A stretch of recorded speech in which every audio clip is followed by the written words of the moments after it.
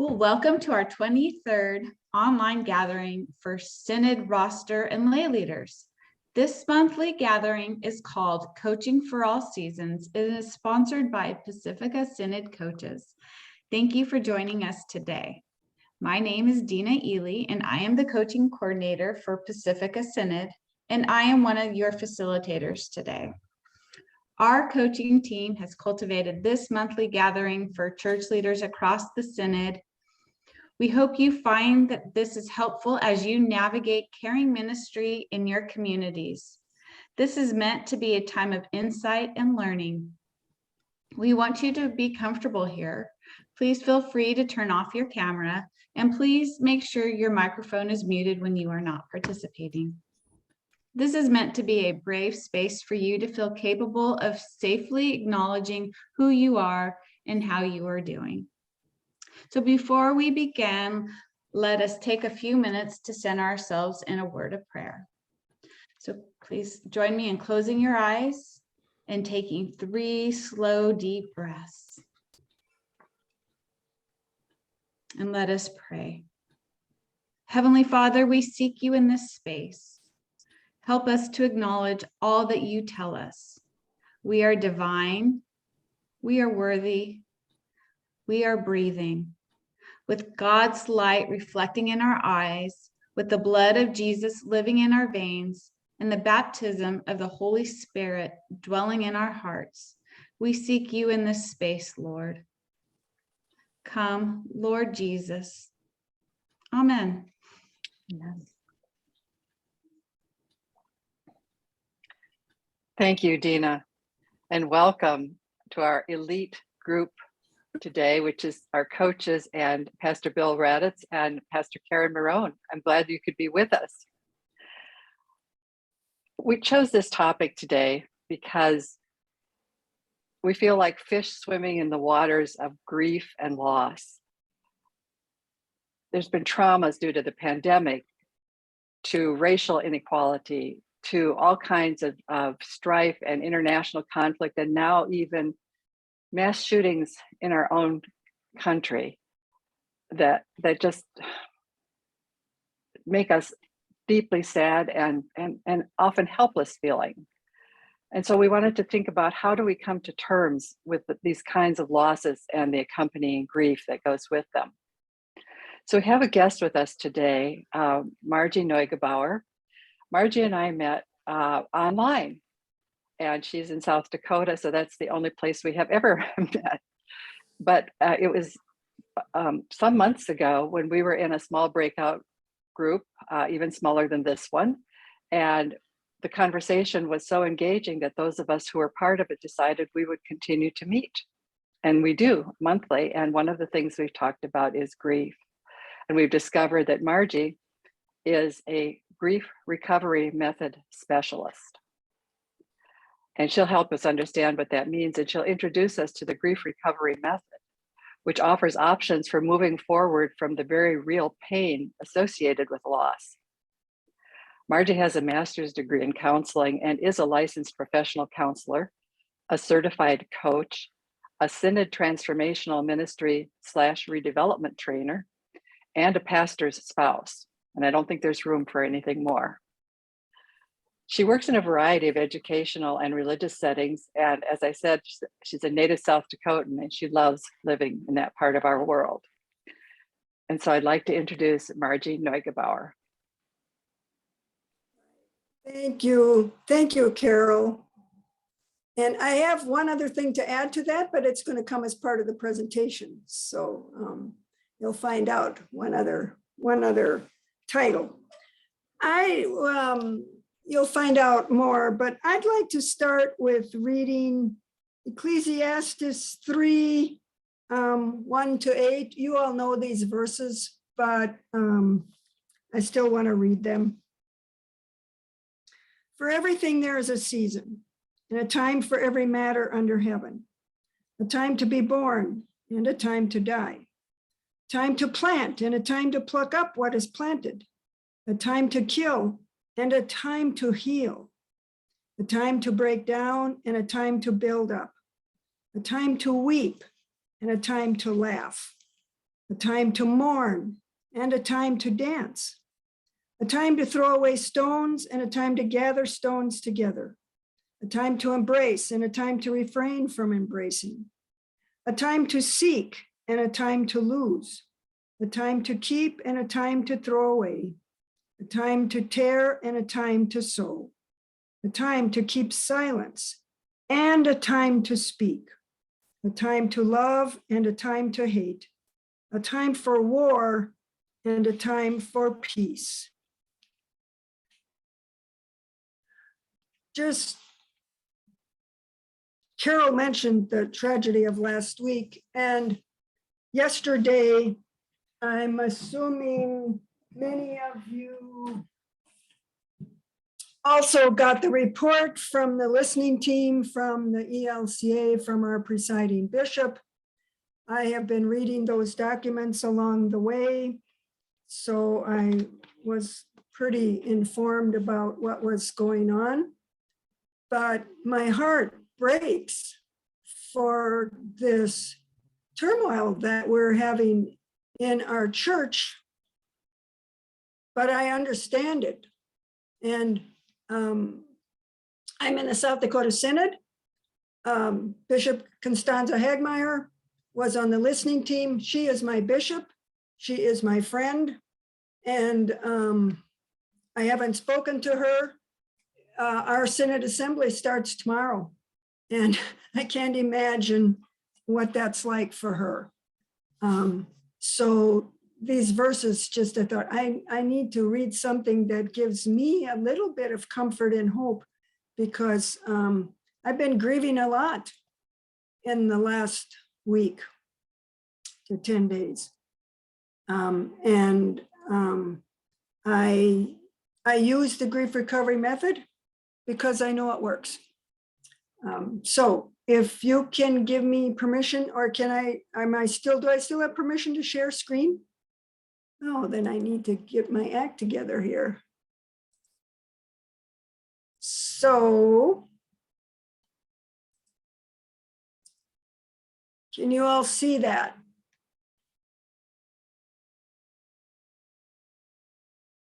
All right.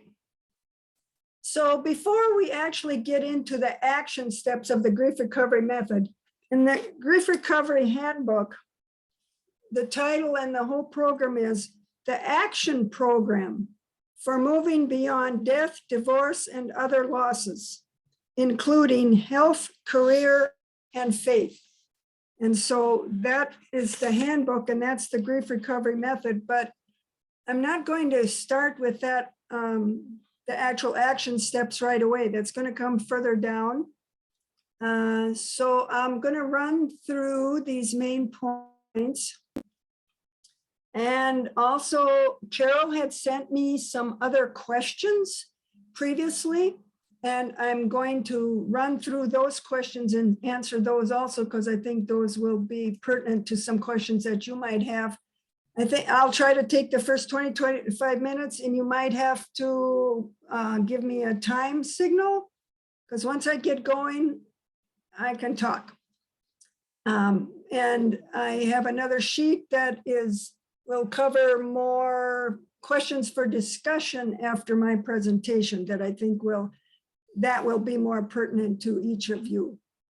So the grief recovery method is the only grief sharing process that is evidence-based, meaning there is qualitative and quantitative research that backs up and that says this process is effective and productive. It actually started from the ground up. It is not a counseling theory. It is a psychoeducation theorem. So you don't have to have a counseling degree in order to use this. But having a group process or a group dynamic course is very helpful. And most pastors have that or have done that and can utilize that. So again, it was developed from the ground up. It is in 26 different countries and has been in operation for over 40 years now. So what is grief? Grief is a conflicting feeling caused by the end of or change in a familiar pattern of behavior. So all of us, the world has been grieving since the pandemic. Lots of people didn't recognize that. I did recognize that very early, going, oh boy, when church doors were locked and people couldn't enter the church building and or couldn't go to the nursing home to see their family, I saw that as a grief loss situation right away. And unfortunately, lots of people did not. The American Counseling Association very early on in our monthly journal had an article identifying the pandemic as a grief loss situation. So some of us were there. We need to own our own grief. Here's one of the things about pastors. Some of the things I'm going to say about clergy, you may not like. Sorry, that's just the way it is. And one of the things is we need to own our own grief. I know clergy, as Carol said, my husband is a pastor, retired. And so done, and I have been to lots of funerals. But without dealing with our own grief, we really can't help others as well as we should and could be able to do. So unresolved grief is almost always about things we wish we'd said or done differently, better, or more. Unresolved grief is also about the unrealized hopes, dreams, and expectations we had for that relationship. So again, I want you to think about what kinds of losses have you personally experienced? And I'm focusing on the pandemic.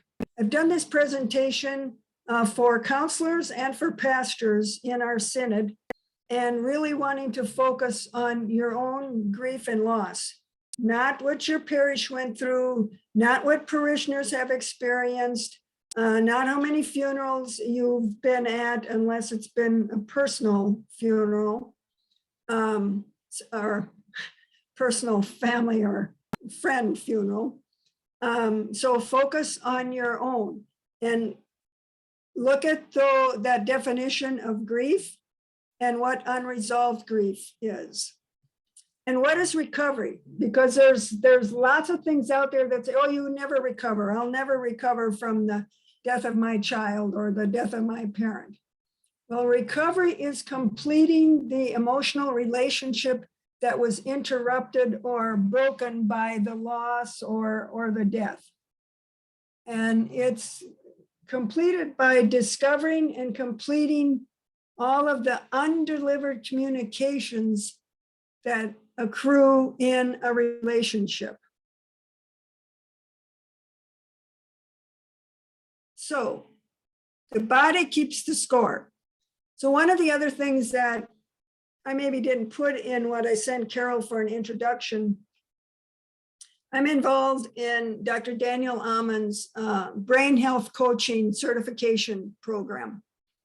And so that is, he has the Amon circles of problem and healing, biological, sociological, psychological, and spiritual. And back up a little bit to the body keeps the score. Another book, if you're interested, that is really in the trauma field now and in the therapeutic field is The Body Keeps the Score. That's the name of the book by Bessel van der Kolk. And if you go online by Zoom, I think you can see some of his material and other trauma experts. But the body and brain don't discriminate. The body keeps the score. So grief is a heart, body, mind, spirit. It's a whole body and mind and spirit and heart experience. And I put the heart in as a separate unit because the heart gives off more electrical stimulation and electrical impulses than the brain actually does. So if the heart is impaired, the brain is impaired, which impairs all of our body. So one of the things from the grief recovery method is that grievers have broken hearts, not broken heads. Now, the grief recovery method will change your paradigm about grief.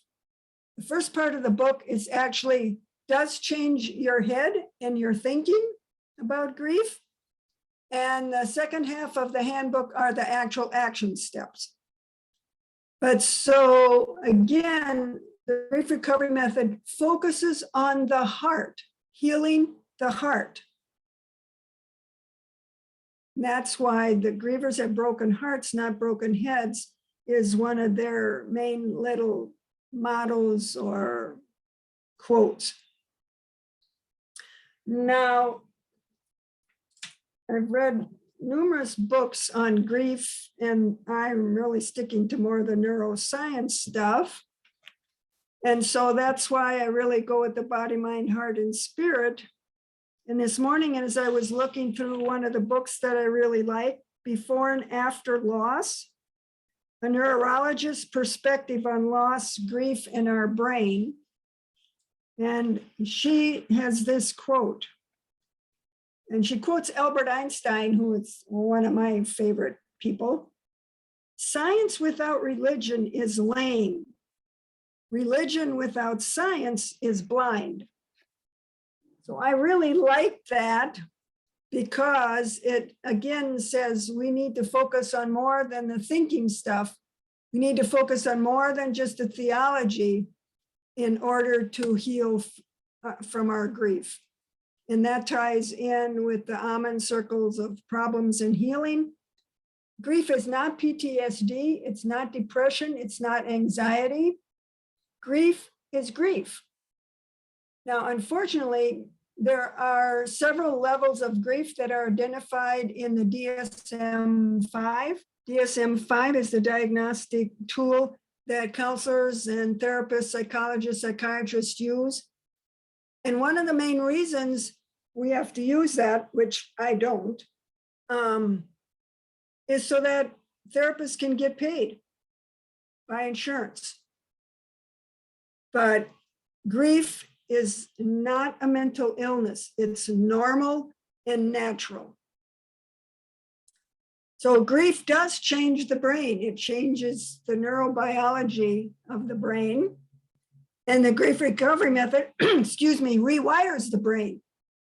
And it does that by reading, writing, and speaking, and then hopefully also adding some body work. So I want to show you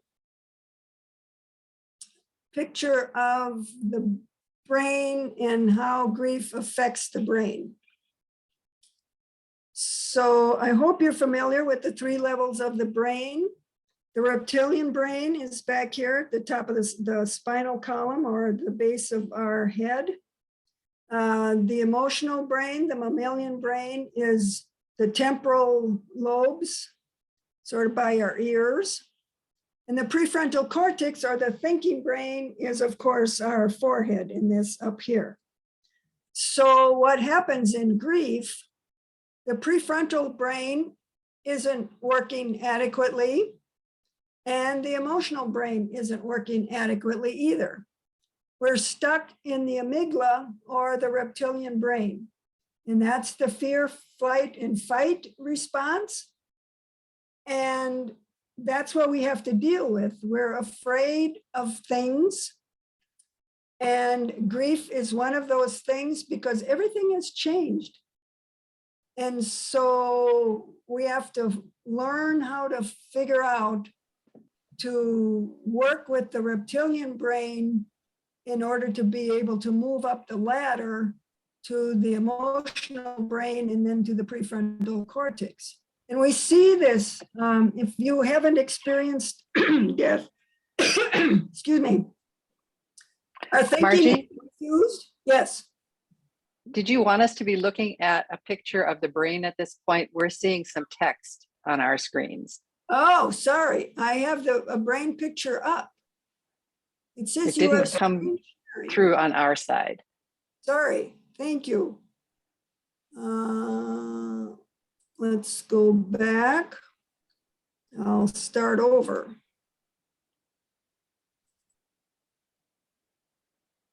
That's it. Thank you.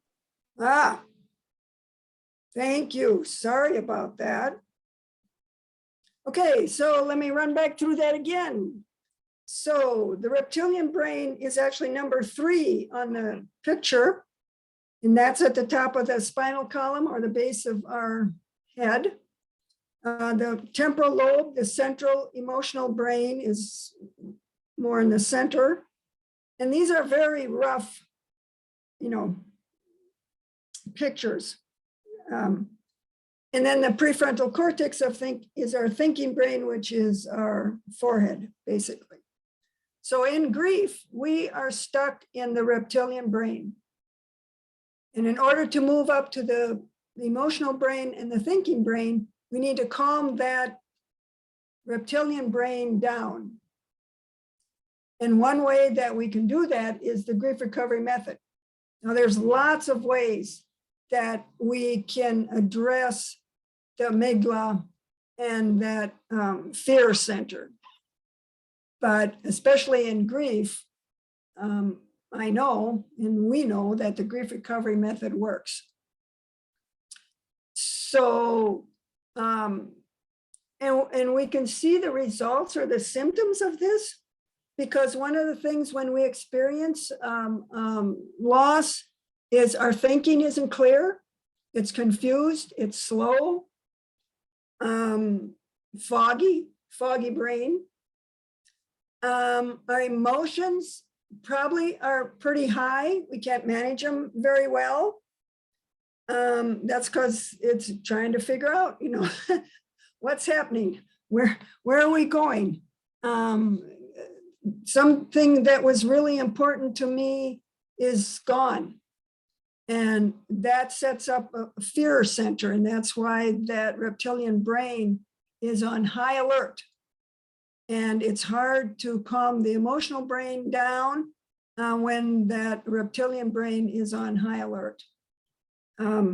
So that's where we need to address all 3 of those areas in order to deal with grief and loss. If we just want to go to the thinking brain and work with that, that's not sufficient. It's not enough. We need to deal with the emotions in order to get to the thinking brain. And in order to do that, we have to calm down the reptilian brain. So that's the basic neuroscience of grief. So how do we do that? So I'm going to stop again and go to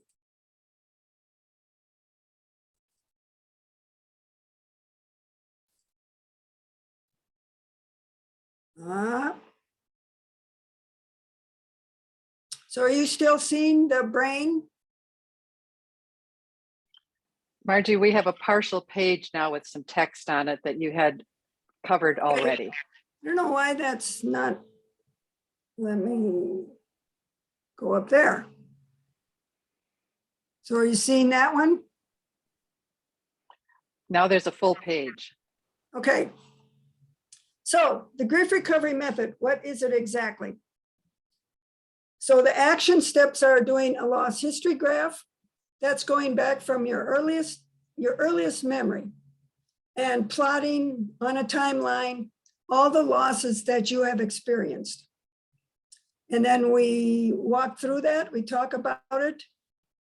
Well, first you read about it, read the directions, and we've already done the first half of the handbook by doing a lot of talking and going through the myths and other kinds of information. Then by doing the loss history graph, we've identified the deepest personal loss that you have experienced and do a relationship graph with that loss. Again, that's from your earliest memory, positive things above the line, negative things below the line. Then recovery components are what we're going to look at and talk about a little bit more. Those are the apologies, forgiveness, acknowledgements, and significant emotional statements. And then the last action step is a completion letter. So the completion letter is addressed, let's just say that we're talking about the death of a person. The completion letter is addressed to the person who has died, but you're not saying goodbye to that person. You're saying goodbye to the loss and the pain and the hurt that that loss has caused you, that you have experienced because of that death. And there's a format for all of these action steps. So just one point, forgiveness in the grief recovery method is not about condoning the action steps. And the forgiveness is really for us. It's not to forgive the other person for something, but it's really to release that pain from us, for ourselves. So that's a little bit different than what we think theologically sometimes. So that's the main points I wanted to cover. I want to go quickly through the questions that Carol had sent me. And I don't have those on this screen. Whoops, I don't want to do that. Oh, sorry, I got to figure out my own screen here.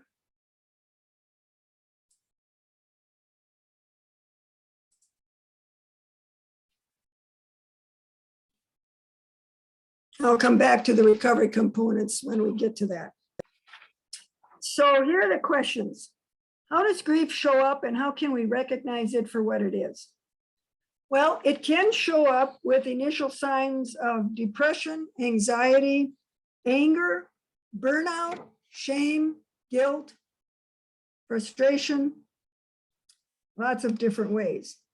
Again, remember, the body keeps the score. So usually the first place that people who are experiencing grief go is the medical doctor. And typically what they'll get is antidepressant or anti-anxiety medication.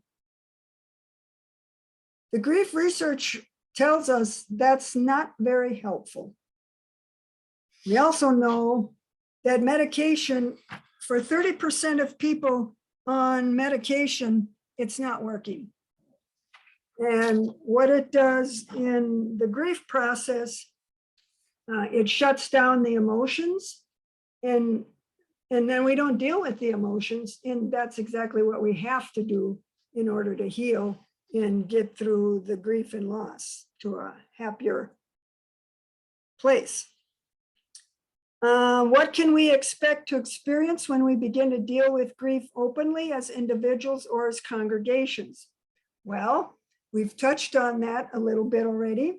Resistance, blocking, anger, shutting down, thinking, well, this is a common thing. I'm fine. You know what fine stands for? Feelings inside not expressed. So that's a warning sign. What does the grief recovery method offer that is different from other approaches? Well, it's the only grief sharing process that is evidence-based. Now, there are other counseling theories that are evidence-based, and that's what we in the counseling field, that's what we look for and want to use. So actually the grief recovery method is very close to exposure therapy. Exposure therapy is evidence-based therapeutic therapy. And it's usually about 14, 15, 16 weeks, where the grief recovery method for an individual, we can do that in 7 weeks. But those two are very, very close. What else? Grief recovery method deals with the heart, not the head. Although again, it will change your paradigm about grief. So we do some things about changing our thinking about grief. Grief changes the brain, where grief recovery method rewires the brain. And grief recovery is a psychoeducation theorem. So again, you don't have to have a counseling degree in order to use it. if you want to be a certified specialist, then you do need to go through the specific training that the Grief Recovery Institute offers, which I have done that. What are some common misunderstandings about grief that hold us back from recovery? Well, one, that we can't recover from grief and that life will not change. And life can and will change if you do the work. Other things are time heals, be strong, grieve alone. All of those are what the grief recovery method identifies as myths. They're misconceptions about grief. Time doesn't heal, actions do. Time may deaden the hurt and the pain, but it doesn't heal. Be strong.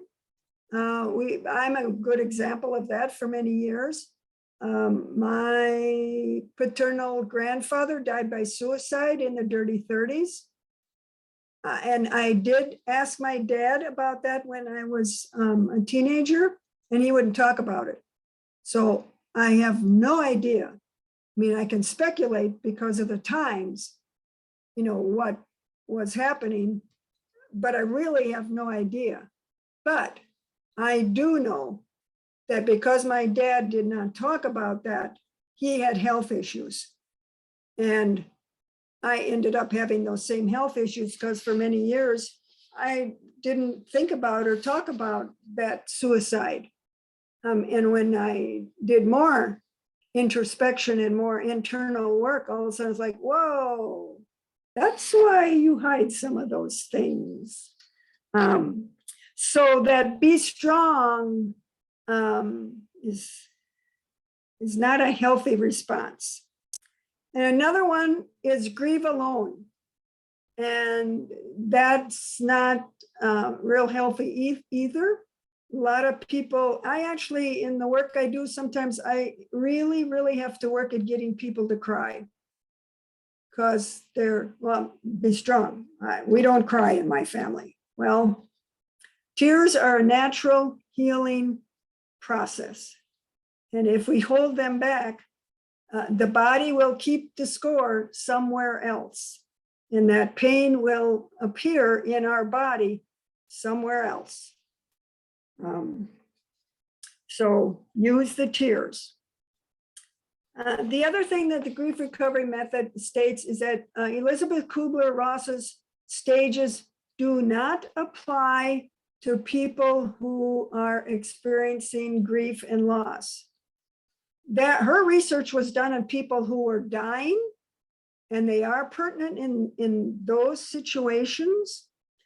But actually, one of the authors of the grief recovery method spoke with Elizabeth Kubler-Ross, and she relayed that she's really sorry that her stages have been misinformed and misinterpreted and have been used so much, across the world, basically.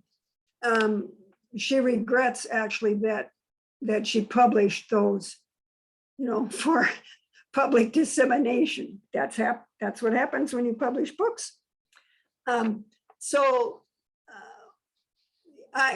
and I have talked about this with those of you who have been through the grief and end of life training.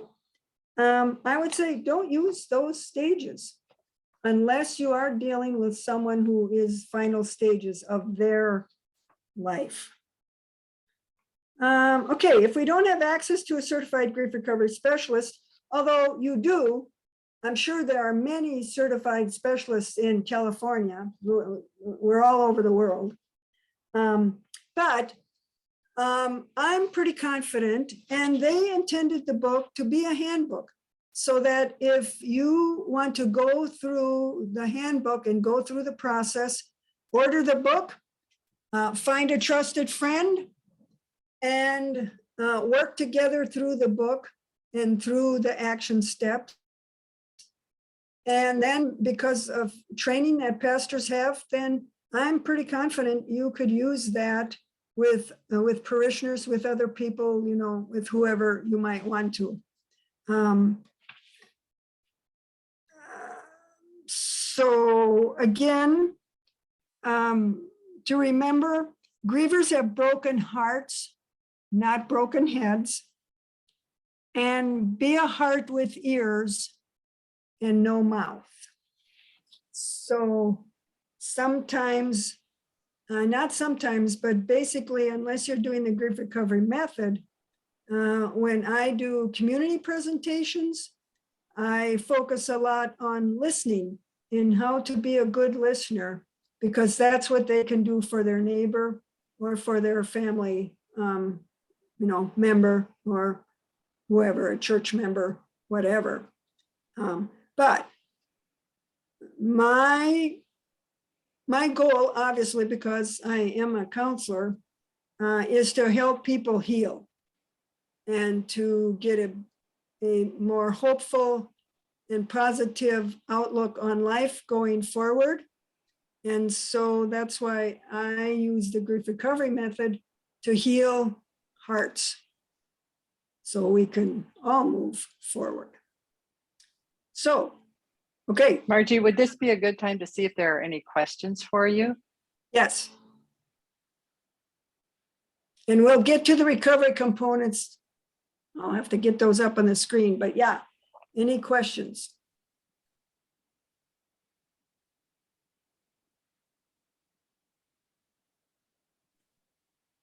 Margie, I'm curious about whether or not you have had an opportunity to use this grief recovery method with a congregation or the pastor of a congregation since the pandemic. Yes.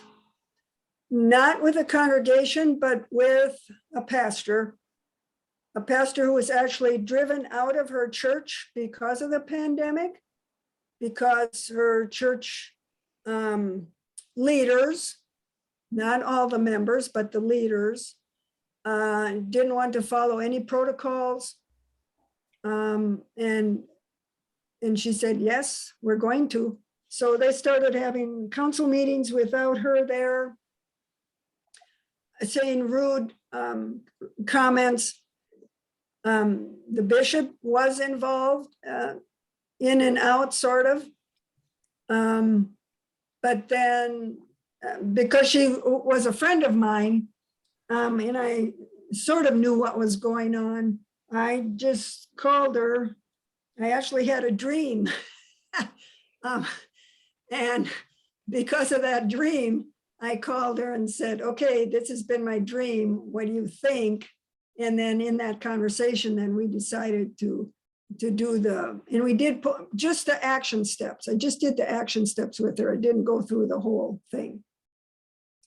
And I did a similar presentation at our spring theological conference just here in April, and it was well received. So yeah, not a lot, but there's no one that I talk to probably that I don't talk about grief and brain health. So that's just who I am.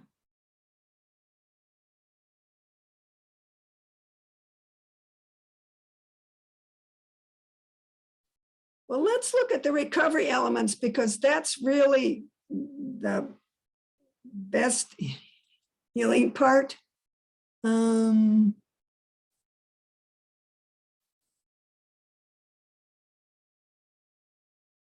does this one keep coming up?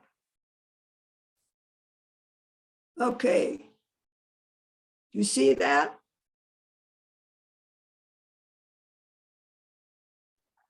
Yes, it's there now. Okay. So again, those 4 recovery elements are apologies, forgiveness, acknowledgements, and significant emotional statements. So I've just given you a quick, one example of each of those.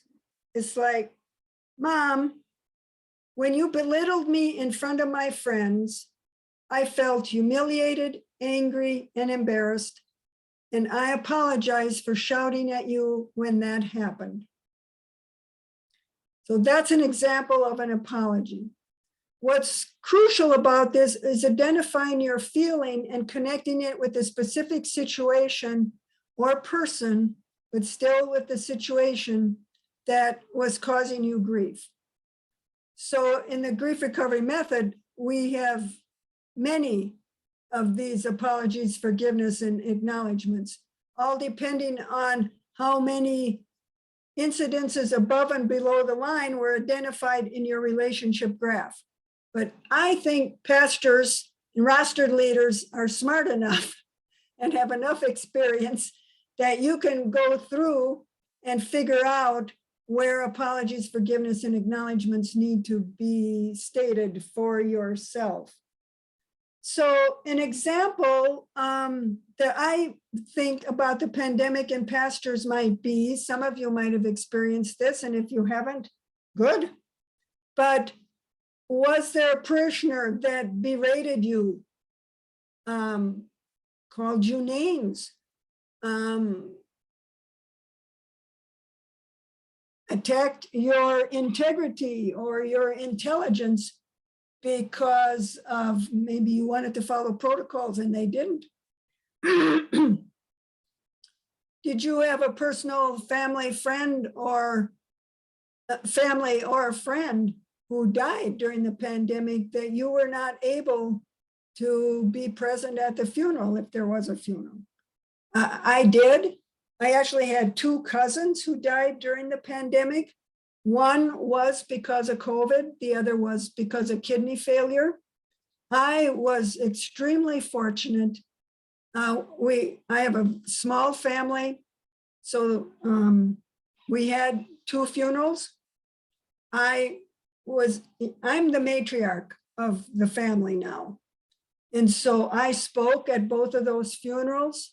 Oh my gosh, extremely healing for me. But I know other pastors and leaders were not able to be present. So, did you have that experience?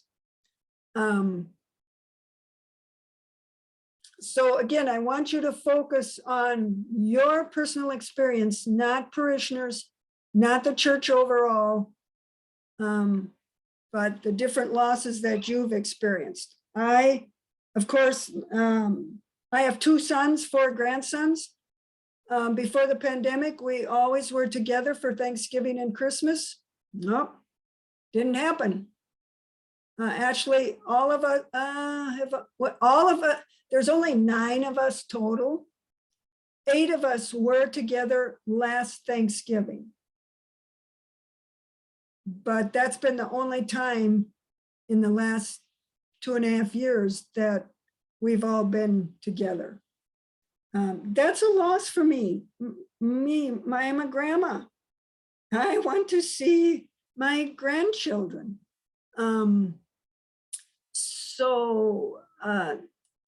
Maybe you had a family member in a nursing home or an assisted living facility and you weren't able, to see them because of the pandemic. So guilt, shame, anger, frustration. Maybe you were really mad at COVID. Those feelings can be addressed using these recovery elements. So, Margie, yeah. would it be possible to have this tool available for our participants? Oh, I have it on my screen. You're not seeing it? No, I mean like an available printout, maybe like a PDF format of it for participants to use as a tool for themselves, for their parishioners. Yes. Awesome. Yes. Thank you. One of the things actually, Joanne asked about using it with the congregation. When our previous parish, we were in that community 15 years. And my husband sort of ended up being the community pastor. And the local UCC church, well, while we were there, they had at least 3 or 4 different pastors. But one of their pastors had only been there 3 months, and he was killed in a car accident 15 miles from the community. And I don't remember if it was my husband or if the church asked my husband to come and do community service. Not the day of the accident, I think the next day after. One of the things I told my husband to do, and for once he actually did something I told him to do, was to give everyone a slip of paper and have pens and pencils available, and for people to just write down whatever they wanted to say to that pastor who had been killed. So it could, I mean, that's wide open. But one of the things we don't do is we don't let people express their emotions. And even in sympathy cards, you know, I'm sorry, it's all God be with you, God bless you, we're thinking of you, you know that. But we don't really say how we're feeling, what our heart is feeling. And so he did that at that service, and there were 50, 60 people there. And we collected those and then gave them to the woman. His wife actually was in the car accident also. She recovered. And we gave those to her, for her and her family. And because I knew other people in that parish, I got the word back eventually that that was very meaningful for that family. And so I have told other people to do the same thing, especially actually at our theological conference, there was a young pastor. Well, he was fresh out of seminary, but I think it's his second career. And he came to one of my sessions at the theological conference, and he was so thankful. He said, they don't teach us in seminary how to deal with this. What he was talking about, in his community, a 15-year-old had just been killed in an ATV accident, and he was lost. He didn't know what to do. He didn't know what to say. And he said it right there. He said, they don't teach us how to deal with these things in seminary. And I'm like, yeah, I know. So I told him the same thing. When you have your kids gathered, let them write out whatever they might want to say to that young boy who was killed in the accident. Because it allows them to express whatever they might want to say, because they might go home and be crying and sad, and a parent might say, well, you know, it's okay, he's in a better place, or, you know, God will be there with us, you know, those kinds of comments, and they're not very helpful. We need to express what is in our heart. And the grief recovery method is a structured way to do that, but just allowing people at a funeral or at a community event like that to just say whatever they want to say to that person. It could be, you know, I'm mad at you because you're gone. That's fine. He's gone. He's not going to matter now. But it could be, I learned so much from you. You know, you touched my heart when you visited me. I mean, that gets our emotions out. And that's what this is about. It's not hearing platitudes that we think are going to help. We need to get the emotions out. That's emotional health. That's what I'm about. That's what the grief recovery method is about. So yeah, I'll send whoever, I'm not sure if I should send this to Deanna, or do I send this to you, Sarah? I'll send this, and I have 2 other sheets that I handed out at our theological conference that give actually more of the pieces of the grief recovery method, the myths and things we've heard and stuff like that. But yes, I will send those out to you. Yeah, we would love to be able to share these resources with people as useful tools for them to use. I'm going to put up another one.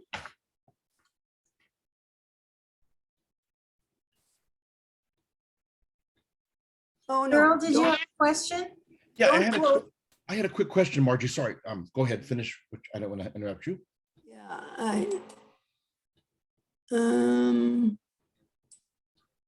okay. Here's actually the questions that will pertain to you. I mean, to anyone who listens to the thing that are more pertinent. But go ahead, Daryl, Pastor Daryl. Yeah, so I'm right now coaching a church council in the Metropolitan Chicago Synod. I forget what the actual name of the synod is there. And as it's been going the last couple of sessions, it's becoming almost grief counseling, or not grief counseling, grief coaching, sorry. And I've noticed that a lot of the anxiety the council has with itself, with their roster, with their pastor, and kind of just with the congregation in general, is a lot of grief. And as you were going through that last slide, I just thought, even though coaches don't give assignments, we don't give homework, I'm thinking that might actually be a real nice exercise to have the council go through, Yes. as a way to get them to fill in the blanks, literally, of what's going Yes. on. Because as I was looking at that or going through that, I'm thinking, boy, I could just see this would be a really helpful thing. Because the thing is, they hired me because they love each other, they want to get through stuff. So it's not like there's not any roadblocks up by any means. But to give them some tools and resources for them to move, because about 2 sessions ago, boy, it just did this dynamic where I'm like, this is all about grief. This is all about grief, And so I really want to thank you for this session today, and also just for that one slide. And I'm looking at this one you have right here, thinking I could probably use these are good coaching questions right here, to selfishly say that. So thanks again. Yeah, well, thank you. And yeah, I definitely think this can be utilized. And one of the things about the grief recovery method in the training, it's 4 full days, but the first 2 days, we have to deal with our own issue before they start giving us anything about the curriculum. This is how we do it. This is what you say. This is what you do. And one of the other things, even about therapy, is you can't take people deeper than you have gone yourself. And so I can't be a good grief therapist or a grief recovery specialist if I haven't done the work myself. And I would say the same thing to you as rostered leaders. My trainer, I don't remember how many different relationships he had worked through with the grief recovery method. And he said, I still have many other relationships that I need to work through. Now, I don't know if he's a real dysfunctional, came from an overly dysfunctional family. I have a very small family, so I just don't have, that many real close relationships. But again, in the last year, because of the pandemic, when I could stay home, I did a lot of introspection. And oh my, I learned so much about myself, all healing things. And I didn't always go through all these questions, but it's just so part of me that I sort of do it automatically. So yeah, I definitely, it can be used. One of the, let me see. A lot of the other information that's on here, I didn't go over because it's the actual meat of the grief recovery method. But sort of those myths and other comments that you heard that weren't helpful, Carol and I talked about some of those, and I think you've probably heard some of those. I hope you haven't said them, but we all have done that along the way. The emotions you've experienced. One of the things that I talked a little bit about, the pastor friend who was driven from her congregation. At one point, she made a comment about the bishop. And then she pulled back, and I could feel it. And I said, no, you have to say that. Remember, the bishop's not going to hear this. I'm hearing it, but you're speaking it, and that's the important point. Would she ever say anything like that to the bishop? No, of course not. None of you would. But again, that's the beauty of this process, that you can say whatever you need to say to a listening partner, and it's not going to go anywhere else. But because you were able to say it, also, if you've read it, you've written it, and then you speak it, that's neurolinguistics. That has gone through your body, and that's what makes it healing. That's the therapeutic part of it. So just writing it, writing it is good. Actually, one of the books where I quoted Einstein from, that's an excellent book. Again, it's written by a neurologist. And she talks about the death of her husband, who was also a neurologist. So she intertwines her personal grief with therapeutic things, with neuroscience. And so meditation, mindfulness, all those things are helpful, but you have to work with your emotions in order to really walk through grief and heal from it. Healing is very possible. So I'm saying, please don't just use theology, but please work with the emotions, your own.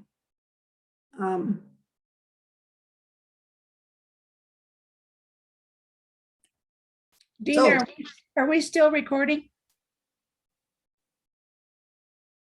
Okay. Yes, we are. Would you like us to end now? We are at the hour mark. Dina, could I close with our benediction for this? Absolutely. That would be wonderful. And thank you so much, Margie. This has been very, very enlightening and helpful. Mm-hmm.